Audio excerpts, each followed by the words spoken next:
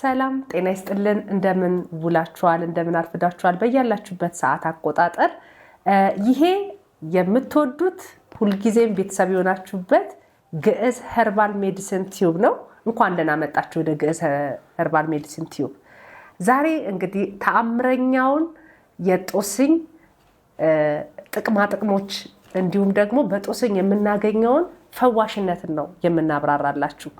እንደተለመደው የሁልጊዜም ድንቅና በጣም አስገራሚ የሆነው እንግዳችን የወጣት በቀለ ላቀው የጥንታዊ ሕክምና ባለቤት የሆነው በስቱዲዮአችን ውስጥ አለ። በጣም ልዩ የሆነ ቆይታ ይኖረናል። ሳብስክራይብ እያደረጋችሁ ኮሜንት ሴክሽን ላይ ያላችሁን ጥያቄ እየጠየቃችሁ ከኛ ጋር ቆይታችሁን አድርጉ። በቀለ እንኳን ደህና መጣ። እንኳን ደህና ቆየሽኝ ተስፋ፣ እንደምን አለሽ? እኔ ጋር እግዚአብሔር ይመስገን። እንግዲህ ያው በመግቢያሽ ላይ እንዳልሽው አሁን በዚህ ጊዜ የምንወያየው ለአድማጭ ተመልካቾቻችን ለግዕዝ ኸርባል ቲዩብ ቤተሰብ የሆናችሁ አዳዲስም ደግሞ ያው በአጋጣሚ ዩቲዩብ ላይ ስክሮል ስታደርጉ የምታዩና የምታዳምጡ ሰዎች እንደተለመደው በተለያየ ጊዜ አዳዲስ ቪዲዮ ሲለቀቅ እንዲደርሳችሁ ላይክ፣ ሼር፣ ሰብስክራይብ እንግዲህ ያው የሚያስፈልገው ነገር አድርጉ። እሱ ለእናንተ ነው የምተው። እኔ ግን ዛሬ የምናቀርበው የተዘጋጀሁበት ለእናንተ ላካፍላችሁ ያሰብኩት ትንሽ ያለችኝን እውቀት ስለ ጦስኝ ይሆናል። ስለ ጦስኝ በመሰረቱ ምንድን ነው? ከጦስኝ የምናገኛቸው ጥቅሞችስ ምንድን ናቸው? የቆላ የደጋ ጦስኝ ሲባል እሰማለሁ። እነሱስ ልዩነታቸው ምንድን ነው? ለሕክምና የሚያደርጉት አበርክቶትስ እንዴት ይገለጻል? ኦኬ፣ ጦስኝ እንግዲህ ያው አብዛኞቻችን የምናውቀው በሻይ መልክ ነው። በሻይ መልክ ስንጠጣው ጦስኝ የራሱ ቃና አለው፣ እጅግ በጣም ጥሩ። ሁለተኛ ደግሞ ጦስኝ ለደም ግፊት ይሆናል በሚል ብዙ ጊዜ አሁን እየተዘወተረ መጥቷል።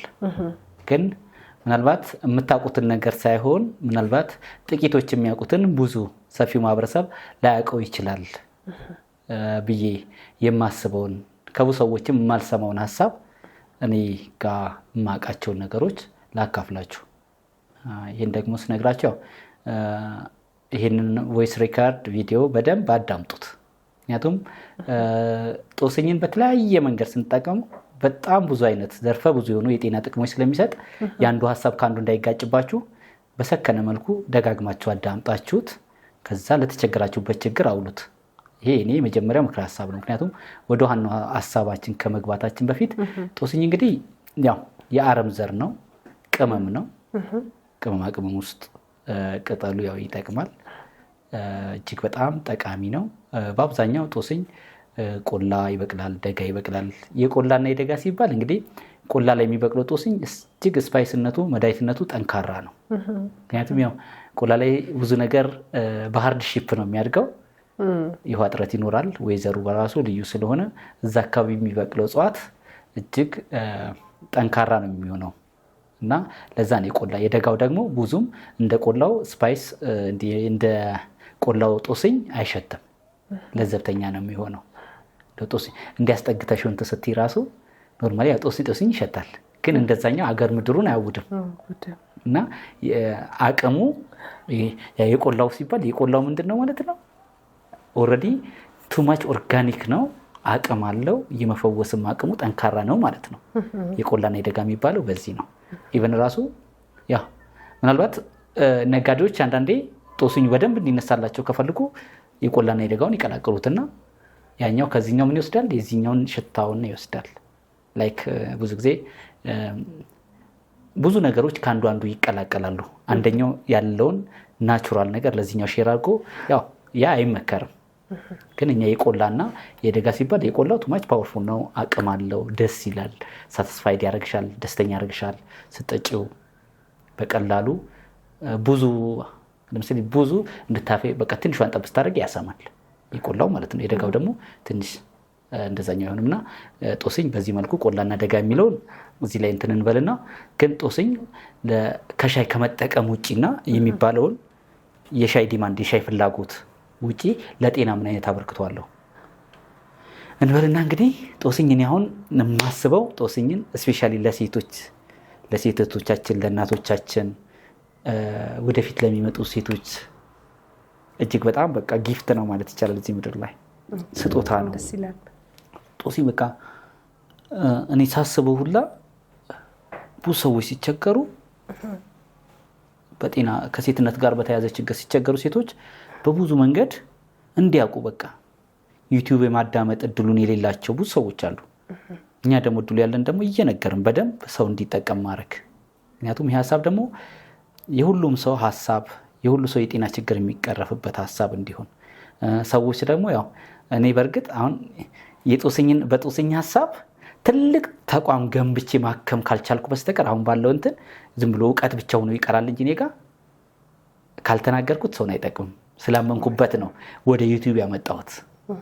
ከተናገርኩት እያንዳንዱ ሰው ለምሳሌ ሁሉም ሰው ቡና ማፍላት ሲፈልግ በቤቱ ሻይ ማፍላት ሲፈልግ አፍልቶ እንደሚጠጣው ሁሉ በጦስኝ መታከም የሆነ የጤና ጦሲ ሊያክመው የሚችል የጤና ችግር ውስጥ ያለች አንድ እህት ጦስኝ እንደሚያክማት ካወቀች ያለማንም እርዳታ ዩቲዩብን አይታ ግዕዝ ሄርባል ዩቲዩብ ላይ መታ አዳምጣ ኦር ደግሞ ያን አክሰስ ማታገኝ እህቷ ካለች ምክንያቱም እህትነት ማለት ኖርማሊ የእናት ልጅ አይደለም ሁሉ የሰው ልጅ ችግር እስካለ ማገዝ ነው እና ግዕዝ ሄርባል ዩቲዩብ ላይ ስለ ጦስኝ ጥቅም በጣም እጅግ 2 3 4 አውርተን የማንጨርሰው ነገር ለአሁኑ ግን ለጊዜው የሚመጥን ሀሳብን እናቀርባለን። እንድታቀርብልን እንግዲህ ምክንያቱም እኛ ጦስኝን በብዛት የምንጠቀመው ቅድም አንተ እንደገለጽከው ለሻይ ቅመምነት ነው። ከዛ በዘለለ ምናልባት ተመልካቾቻችን ጦስኝን እስቲ በምን ታውቁታላችሁ እናንተ? እኔ በሻይ ቅመምነት ነው የማውቀው። ስለዚህ ዛሬ በተለየ አበርክቶቱ ምን እንደሆነ በዲቴል በደንብ በዝርዝር ያስረዳናል።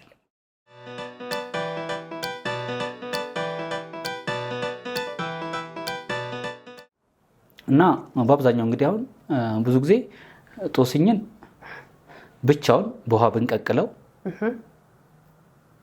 ጦስኝን ደግሞ እንደገና በጠጅ በንጹህ ማር ጠጅ ብንቀቅለው ለምን ህመም ነው እንደዛ የሚያገለግለን? ያው አሁን መጀመሪያ የምንቀቅልበትን መንገድ ስንናገር ቀጣይ ደግሞ ከምን ጋር የሚለውን በደንብ ሰው ላይ ብዥታ በማይፈጥር መልኩ እንላለን። እሺ ማለት የትኛውን በሽታ ለማከም ነው የምንቀቅለው? አሁን ጦስኝን ለምሳሌ በውሃ ስንቀቅለው ወደ ውጭ እየወጣ አልመለስ የሚል ማህፀንን ማከም እንችላለን። እንዴት ነው? የማህፀን ህመም ወደ ውጭ እየወጣ አልመለስ የሚልን ማህፀን ኖርማሊ ጦስኙን በድስት ነው የምንቀቅለው፣ በብረት ድስት አይደለም። ሸክላ ድስት አለ አይደል? በሸክላ ድስት እንቀቅለዋለን። በሸክላ ድስት እንቀቅለዋለን። በደንብ የፈላው ላይ እንደ ሽሮ እነሰንሰዋለን። ምን ያህል ለሚለው ኖርማሊ ድስቷ ትንሽ ከሆነች በዛ ልክ ጦስኙ ቢፈጭም ባይፈጭም ችግር የለም። ቅጠሉን እንትን ማለት እንችላለን። የተፈጨም ለሻይም ተብሎ የተፈጨም ከሆነ የተወሰነች 100 ግራም ካለች ያቺን መነስነስ እንችላለን። ግን አንድ የተቀቀለው ለአንድ ጊዜ ነው የሚሆነው። ለአንድ ዞር ስፔሻሊ ማታ ሲተኛ ቢሆን ማለት ነው። ማታ አንድ ሰው ወደ መኝታ ከመሄዱ ከ30 ከ40 ደቂቃ በፊት በደንብ እሳት ላይ ይጣድና ያ ጦስኝ ይቀቀላል። እንፋሎቱ በጣም ሸክላው ከጋለ እንፋሎት አለው። ያንን ልክ ቀነስ ሲል ምክንያቱም ማህፀን አካባቢ ላይ በጣም ጥንቃቄ ያስፈልጋል። ፓወሩ ልክ በቃ ያን አካባቢ ሊያሞቀው በሚችል ግን በጣም ፓወርፉል በሆነ ጊዜ ማድረግ የለበትም አንድ ሰው። ምክንያቱም ያንን ጥንቃቄ ማድረግ ያለበት ባለጉዳዩ ትንሽ ቀዝቀዝ ማድረግ ያስፈልጋል ማለት ነው። ረገብ ሲል ከዛ ያን አመቶ መታጠን ልክ እንደ ወይባ ጭስ እንደ ወይባ ጭስ መታጠን። ግን ሸክላው ጥቅሙ ምንድነው? ሙቀቱን እንደ ብረት ድስት ባንዴ ጸጥ አይልም። እውነት ነው። ሸክላ ቶሎ አይቀዘቅዝም። አለመቀዝቀዙ ከዛ ያ ኤሪያ በደንብ እንዲሞቀውና እንዲያልበው ይደረጋል። በጣም ወጥቶ ያለመመለስ እገዛ የሚያስፈልግ የማህፀን ኤሪያ ከሆነ እጆቻችንን ታጥበን በጽዳት እነኚህ 5ቱንም ጣቶቻችንን ኤሪያው ላይ ቀስ ብለን አሳርፈን ፑሽ ማድረግ። ተንጋለን ተኝተን ትራስ ነገር አስቀምጠን መኝታችን ላይ ተንጋለን ተኝተን ፑሽ ማድረግ ማገዝ። መመለስ በቃ 100% መመለስ ፈቃደኛ ነው ያ ማለት በተኝቶ መውሰዱ ነው። መጀመሪያ ሌላ አጋሽ ሰው ያስፈልጋል ወይስ? ኖ እያልኩ ያለሁት ራሱ ባለ ጉዳዩ የምትታጠነው እህት በደንብ መጀመሪያ ትታጠናለች። ለሁሉም አይደለም ኬዟ በጣም እጅግ በጣም ሁሌም ረጅም ሰዓት ውጭ ላይ ቆየ ሳይመለስ አንዳንዴ ይመለስና አንዳንዴ የሚወጣባቸው አሉ። ግን ደግሞ ሎንግ ታይም ሳይመለስ የቆየ ማህፀን ከሆነ በደንብ ትታጠናለች። በደንብ ያለበዋል ኤሪያ እጇን በደንብ ታጥባ ጽድት አድርጋ ብችል ደግሞ እነኚህ ቫዝሊን የማር ምርት የሆኑ ሎሽኖች አልመንድ ማለስለሻዎች እጆቿ ላይ ተቀብታ አካሏ ላይ ታሳርፈዋለች። ከማህፀኗ ውጭ ያሉ ኤክስተርናል ኤሪያ ላይ እንትን ብላ ቀስ ብላ ፑሽ ታደርጓለች። ፑሽ ስታደርገው ግን እንዲሁ ቁጭ ብላ አይደለም፣ ወደኋላ ተንጋላ ቁጭ ስትል ትራስ ላይ ቁጭ ብላ መኝታዋ ላይ ትራስ ነገር ታስቀምጥና ወደኋላ ተንጋላ ቀስ ብላ ፑሽ ታደርገዋለች። ፑሽ ስታደርገው ትገፋዋለች ወደ ውስጥ ማለት ነው። ወደ ውስጥ ቀስ ብላ እንዲሁ የእጇን ከዚህ ወደዚህ ያለውን ክብደት እላው ላይ ጣል ታደርግበታለች። ስትገፋው ሄዶ ናቹራል ሴታፑ ላይ ቁጭ ይላል። በጣም ይገርማል።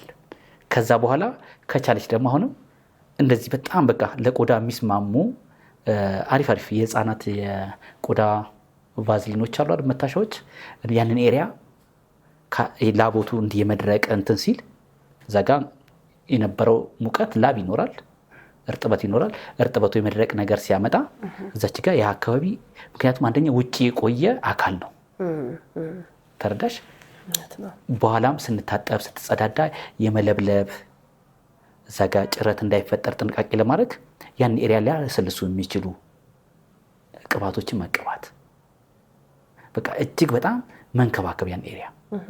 ከዛ ደግሞ ጠዋት ስትታጠብ ኖርማሊ ተቀብቶን ያደረው ድርቀት አይኖርም፣ በጣም ይመቻታል። ጠዋት ደግሞ መታጠብና ከአንድ ቀን ከሁለት ቀን በኋላም እያየች መድገም። ሁለተኛ ቀን ስትደግመው እንደዛ ፑሽ አድርጊ ላይላት ይችላል፣ ላይወጣም ይችላል። ትልቁ ነገር የመጀመሪያ ቀን የምታደርገው ገብቷት ተረርታ በጥንቃቄ ካደረገች እጅግ ይሄ በጣም ፎር ሎንግ ታይም በጣም ለብዙ ጊዜ ብዙዎችን የረዳሁበት ሀሳብ ነው።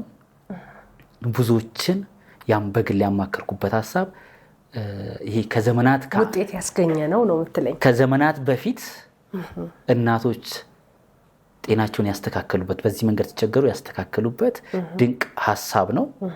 ይህን ድንቅ ሀሳብ ደግሞ እኔ ስላከበርኩት ብዙዎች ከችግራቸው ወጥተዋል። ብዙዎች አመስግኖኛል፣ መርቀውኛል። ያው እኔም ደግሞ ያየሁትን ያመንኩበት ይሄንን ጦስኝ በትክክል ፐርፌክት መፍትሄ ይሰጣል። በዚህ ውስጥ ደግሞ በጣም በቃ በየትኛውም የሰው ሊጠቅላላ በዚህ ችግር በቃ በጣም ብዙ ሰዎች እኛውን ንግግራችንን ለሚሰሙ ሰዎች ነው እየሰራን ያለ ነው። ምናልባት ወደፊት ኢትዮጵያ ውስጥ ለምሳሌ በአረብኛ፣ በእንግሊዝኛ፣ በሌላ ዓለም ቋንቋ አማርኛ መስማት የሚችል ሰው ለወገን የሚቆረቆር ተርጉሞ በቲክቶክ መስራት ይችላል። ባስፈለገው ፕላትፎርም ተርጉሞ መስራት ይችላል። ይሄ የኔ ነጻ ፍቃድ ነው።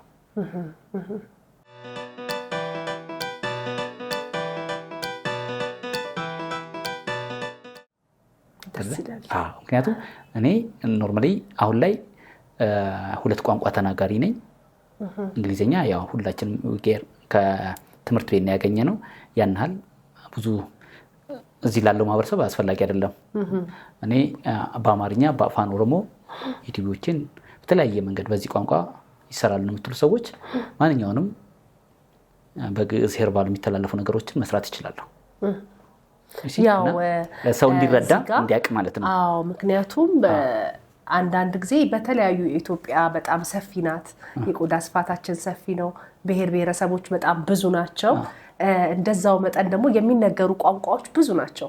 ስለዚህ አሁን ይሄ ቅጠል እኔ ባለውበት አካባቢ ያለው ስምና አንተ ያለህበት አካባቢ ያለው ስም ይለያያል። ስለዚህ ምናልባት እሱ በቀለ እዚህ ጋር የሚጠራቸው ቅጠሎች በእናንተ አካባቢ ላይ ምን ይባላሉ የሚለውንም ኮሜንት ሴክሽን ላይ ያስቀምጣችሁልን። እንዲሁም ደግሞ አሁን እሱ የምንጠቀምበት አማርኛ ቋንቋ ላይ የነገርናችሁ ስም በእኛ አካባቢ ምንድነው በኦሮምኛ ምንድነው ኦር ደግሞ በሌላም ቋንቋ በትግርኛ ምንድነው በሶማሊኛ ምንድነው በሶማሊኛ በኦሮምኛ በትግርኛ በሁሉም ሀገሪቱ ውስጥ እንዲሁ ይጠቅስላችኋል። እና እንግዲህ ማህፀን ወደ ውጭ ሲወጣ ጦስኝን በውሃ ብቻ በኖርማል ውሃ ብቻ ማፍላት። ሞር ግን የምንጠቀመው ሸክላ ድስት ትልቅ መሆን የለበትም።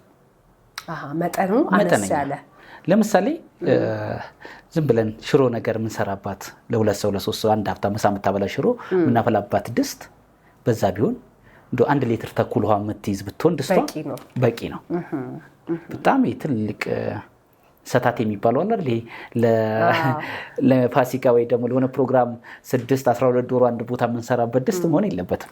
መጠኑ አነስ ያለ የብረት ድስት ተጠቅመን 1 ሊትር 2 ሊትር ውሃ የሚይዝ ድስት ቢሆን በቃ ምክንያቱም ሁሌ የሀገር በቀል ሕክምና ላይ እናስቀምጥላቸዋለን። ሀገር በቀል ሕክምና ላይ ይሄ መጠን የሚባለው ነገር ሁሌ በግልጽ መቀመጥ አለበት። ስለሆነ እስከ 150-200 ግራም ወይ ደግሞ እንደዚህ አንድ ፍኝ ያልተወቀጠ ወይ ደግሞ ያልተፈጨ ጦስኝ ወስደን ብናደርገው ጦስኙ ቢበዛም ችግር የለውም። ምክንያቱም እንፋሎቱ ነው የሚያክመን።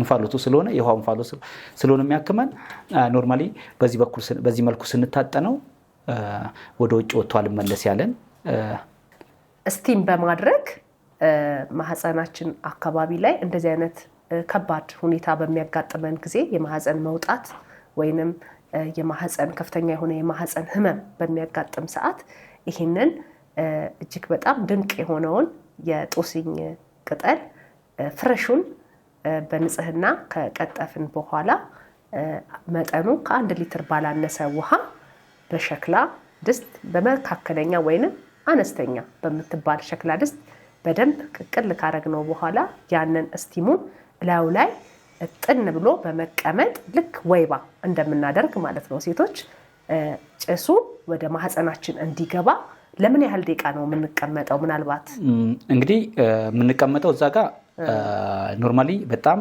እንዲያልበው ይፈልጋል። ያ ኤሪያ በደንብ ስቲም መሆን አለበት። ውስጡ በደንብ ጭሱ መግባት አለበት። የሚጋረፍ በጣም የሚጋረፍ ፓወርፉል የሆነ እንፋሎት መሆን የለበትም። ያ ጎጂ ነው። በጣም ፓወርፉል በሚሆን ሰዓት ደግሞ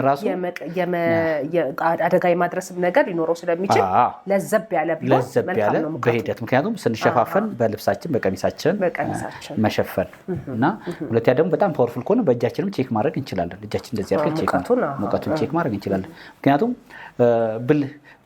ሴት ልጅ ያው ብልህ ናት ይባላል። ከብልህም ደግሞ ጥበበኛ መሆን አለብን። የጥበበኞች ጥበብ ማለት እንግዲህ እውቀት ነው። እውቀት የመጨረሻው እውቀት እንግዲህ ሻርፕ ነው። ገባሽ? እውቀት ማለት አሁን ለምሳሌ አንድ ሴፍ የሚቆርጠው ሻርፕ ስለሆነ አይደል? እኛም ብልህ ስንሆን ችግራችንን ቆርጠን መጣል አለብን። ከላችን ላይ ማስወገድ መቻል አለብን። ሴት ደግሞ በራሷ እንግዲህ ሴትነት ህይወት ነው። እንግዲህ አንድ ሴት ልጅ አይደለች። ዩሲ ወይን ለምሳሌ ማሳው ባይኖር ወይኑ ያፈራል አያፈራም። ማህፀን ማለት ኖርማሊ የሰው ዘር መገኛ የሰው ዘር በቃ የሰው ልጅ ሰው ሆኖ ህይወት እግዚአብሔር ህይወትን እዛ ጋር በቃ ሰውን የሰራበት ኤሪያ ነው። እውነት ነው። በጣም ድንቅ አገላለጽ። ማህፀን ማለት አሁን ሰው የናጡት ቁራጭ ነካሽ ይባላል አይደል? ሰው የናጡት ነካሽ ውለታ ቢስ ሰው ማለት ነው። ግን ሕክምና ከሆነ የመጀመሪያው አንድ የሕክምና እውቀት ያለው ሰው ወይ ደግሞ እንደ ሰው ለሴት የሚቆረቆር ሰው ማህፀን ማለት መጀመሪያ ኦሪጂኔት ያደረገበት ኤሪያ ነው። አንድ ሰው እስከዛሬ አስበሽው ታውቂያለሽ?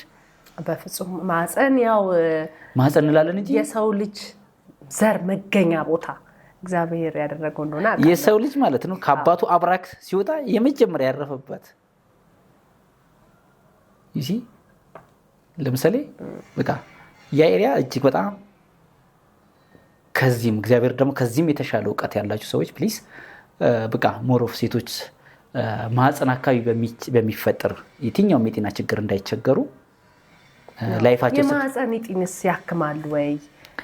እንዴት ነው ይሄ? አሁን የማህፀን መውጣትን ነው የማህፀን እጢ፣ የማህፀን ጫፍ ካንሰር፣ ብዙ ከማህፀን ጋር ተያይዞ ሴት ልጅ የምትታመማቸው በእውነቱ በጣም ብዙ ህመሞች አሉ። ማህፀን አካባቢ ማሳከክ፣ አላርጂ መፍጠር፣ የተለያዩ ሽታዎች፣ የተለያዩ አይነት ህመሞች አሉ። እኔ ከጠቀስኳቸውም ያልጠቀስኳቸውም እና እነዚህን አጠቃላይ ማህፀን አካባቢ ያሉ ህመሞችን አያይዞ የሚፈውስልን ነው ማለት እንችላለን። እሱን አያክምም። አሁን ይሄ ጦስኝ የሚያክመው ኖርማሊ ወደ ውጭ የወጣውን መመለስ ነው የኛ አሁን ትልቁ ነገር። ይሄም ቢሆን ትልቅ እስከዛሬ መብት ያልተገኘለት በጣም ማህፀን መውጣት በጣም ትልቅ አደጋ ነው ለሴት እና ነገ ሴትነቷን ላይፏን ሁሉ የሚያበላሽ ኬዝ ነው። ትክክል ስለሆነ ይሄን ያስተካክላል።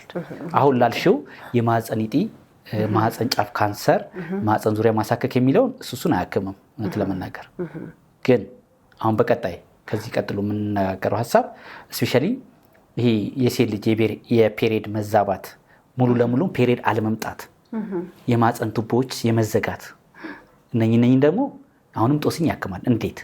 በሌላ አይነት አዘገጃጀት እንበልና ጦስኝን አሁንም የቀድሞ የወጣን ማህፀን በውሃ ብቻ በሸክላ ድስት አፍልተን ስንታጠን ያልናቸው ጥንቃቄዎች እንዳሉ ሆነው ማለት ነው።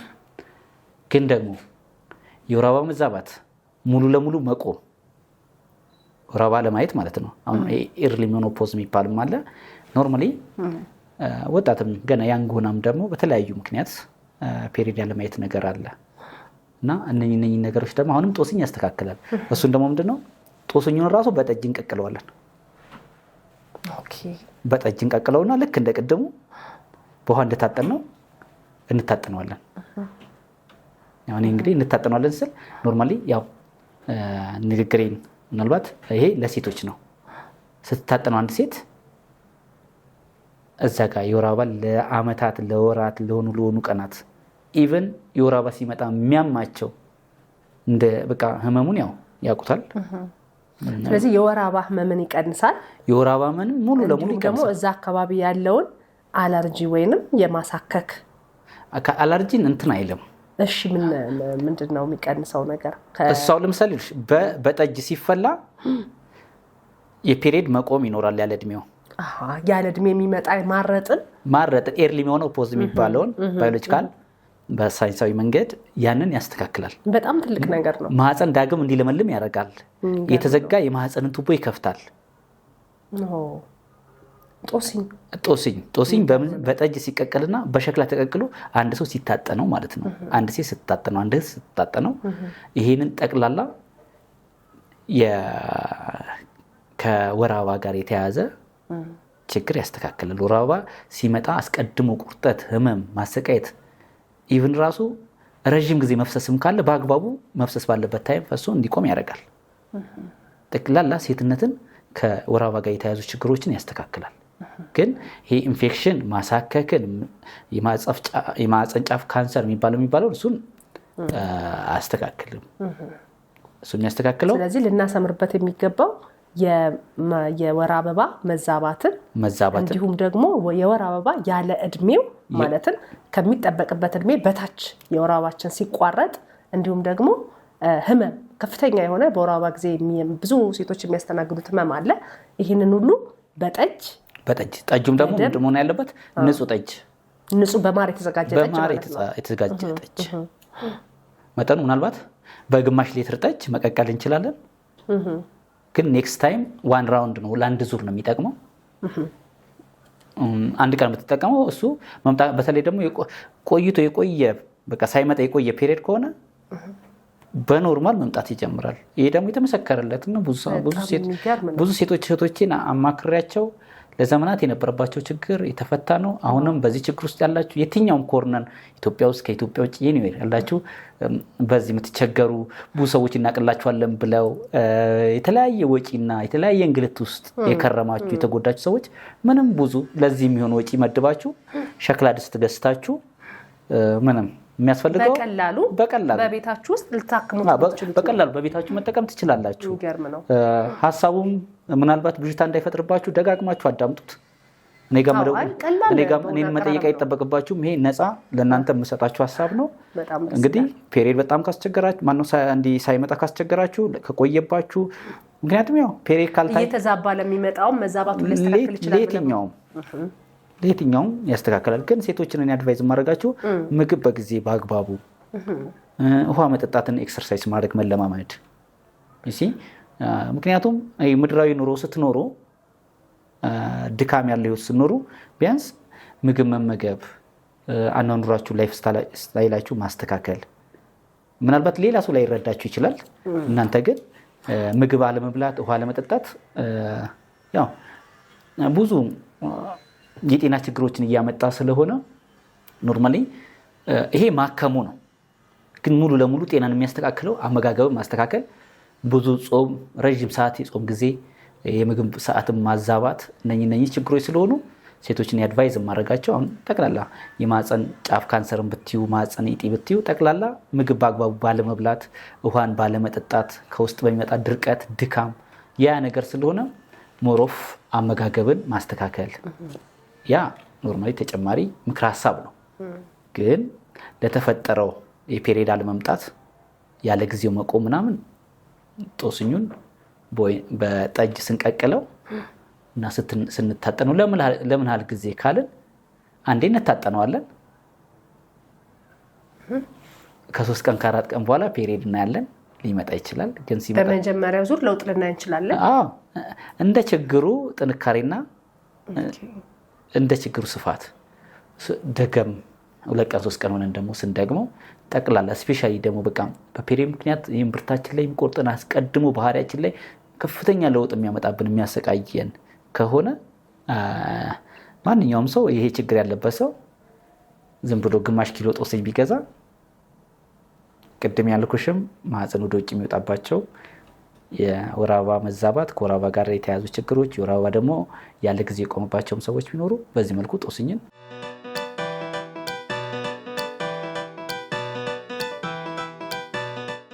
ሶስተኛው የጦስኝ ጥቅምስ እንዴት ይገለጻል? እንግዲህ እኛ መቼም አንድ ብለን ስለጀመረን ሁለተኛና ሶስተኛ እንላለን እንጂ ጦስኛው ብዙ ጥቅም አለው። ዘርፈ ብዙ ጥቅም አለው። ግን ከዚህ ውስጥ ያው ካወራናቸው አሁን ሶስተኛ ላይ ደርሰናል። ወደፊት ደግሞ አንዱ ወንድማችን ወይ ደግሞ የሆነ እህታችን ሌላ አባታችን ደግሞ ስለ ጦስኝ ሌላ የማናውቀው ተአምር ይነግሩናል። ምክንያቱም ሄርባል ቲዩብ የተዘጋጀው የሰዎች ነፃ ሀሳብ ነፃ መድረክ ስለ ኢትዮጵያ ጥንታዊ ሄርባል ሜዲኬሽን ፕሪፓሬሽን ዝግጅት ምንወያይበት ነው። እውነት ነው። ስለሆነ ሶስተኛው የጦስኝ ጥቅም ጦስኝ ለምሳሌ በተወሰነ መጠን እናምሰዋለን። በእንጀራ ምጣድ በሸክላ ምጣድ ማለት ነው። በተወሰነ እናምሰዋለን። ሲታመስ ደግሞ ሞር ስፓይስነቱ ቃናው ይጨምራል።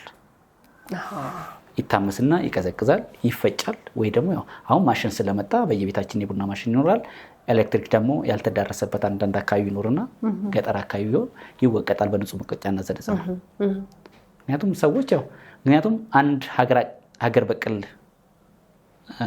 እውቀት ሲኖርሽ እንደ ሀገርሽ ነባራዊ ሁኔታ ማህበረሰብሽ ምን አይነት ነገር ውስጥ አለ እዚህ ጋር ያለው ላይፍ እዛ ጋር ይደገማል ብለሽ ማወቅ አለብሽና በማሽን ነው የተባለው ብለው ሰዎች እንዳይወሰኑ ማለት ነው። በማሽን ተፈይቶ የሚለው በሙቀጫ ቤታችን ላይ ያለው ሙቀጫ ጥብ አድርገን ቡና የምንወቅጥበትን አዘጋጅተን በሱ ሸክሸክ ማድረግ ትችላላችሁ እያለ ነው።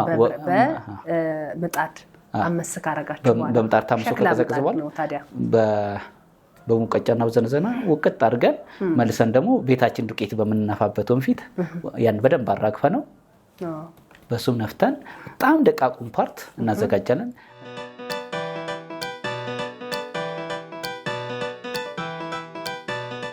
ያው እንግዲህ ሰው ጥሩ ነገር ስታደርጊው ቴንኪ ነው የሚልሽ ያመሰግንሻልና ጦስኝ በዚህ ልክ ይጠቅማልና ጦስኝን በደንብ እወቁት፣ ተጠቀሙበት። እናንተ ጋር ያለውን እውቀት ደግሞ ኮሜንት ላይ ጻፉ፣ አስቀምጡ። ምክንያቱም ስታስቀምጡ ደግሞ ቁንጽል ጥያቄም ካላችሁ ጥያቄያችሁንም በዚህ አጋጣሚ ቀጥታ ራሱ ስለሚያየው ጥያቄውንም አስቀምጡለት። ስልክ ቁጥሩም ከታች አለ፣ በስልኩ ደውሉለት። ሙሉ ምክር ስትፈልጉ ደውሉ። በኮሜንት ሴክሽን ላይ ጥያቄያችሁን አስቀምጡ። ውድ የተከበራችሁ የቻናላችን ተከታታዮች ዛሬ እጅግ በጣም ከምጠብቀው በላይ ልዩና ውብ የሆነ ፕሮግራም ነው አዘጋጅተን ያቀረብንላችሁ። የጦስኝ አስደናቂ ጥቅማ ጥቅሞችና ፈዋሽነታቸው በሚል የሚገርም ውይይት አድርገናል። ሰብስክራይብ ያላደረጋችሁ ቤቱን ሰብስክራይብ እያደረጋችሁ ቤተሰብነታችሁን አጠናክሩ። ላለውኝ እንግዲህ ከማህፀን ህመም ጋር እየታገላችሁ ያላችሁ እህቶቼ እባካችሁ አካባቢያችን ላይ በጣም በትንሽዬ ገንዘብ መታከም የሚችል ነገር እንደሆነ ነው እንግዲህ ሐኪም በቀለ እየነገረን ያለው። ስለዚህ ብትፈልጉ ማህፀናችሁ በከፍተኛ ሁኔታ ላይ ያላችሁ ሰዎች በማፍላት እና እሱን ስቲም በማድረግ ሊሆን ይችላል፣ በማር በመውሰድ ሊሆን ይችላል፣ ህመምን ለማስታገስ እንዲሁም ደግሞ ያለ እድሜ የሚመጣ ማረጥን እንዲሁም የማንስትሬሽን ጊዜ የሚመጡ ህመሞችን ሁሉ በጣም እጅግ በጣም የሚያክም ነው። አስምን ደግሞ ከምንም በላይ በአስም መሰቃየት በጣም ከባድ ነው። ከአስም ጋር ተያይዞ እንደዚሁ በጣም የሚገርም ነው። በጣም አወሳሰዱ እንዴት እንደሆነ በደንብ በዲቴል አዳምጡና ከዛ ላይ ህክምናችሁን አዘጋጁ እንላለን። ይሄ ምናልባት ውስብስብ ከሆነባችሁ ደግሞ እሱ ቀጥታ እናንተን ለመርዳት ከእናንተ ጋራ አብሮ ለመስራት ፈቃደኛ ነው። ስልኩ ከታች አለላችሁ፣ እየደወላችሁ ያንን መጠቀም ትችላላችሁ። ለዛሬ ከእናንተ ጋራ የነበረኝን ቆይታ በዚህ እቋጫለሁ። ይህንን ፕሮግራም አዘጋጅቼ የማቀርብላችሁ እኔ ተስፋነሽ ሉቃስ ነኝ። እንዲሁም ደግሞ በህክምናው ላይ ጠለቅ ያለ ማብራሪያ እየሰጠ ሁልጊዜም ከእናንተ ጋር ውድ ጊዜውን የሚያሳልፈው ወጣት ሐኪም በቀለ ላቀው ስለመጣ አመሰግናለሁ። ቴንክ ዩ። እኔም አመሰግናለሁ።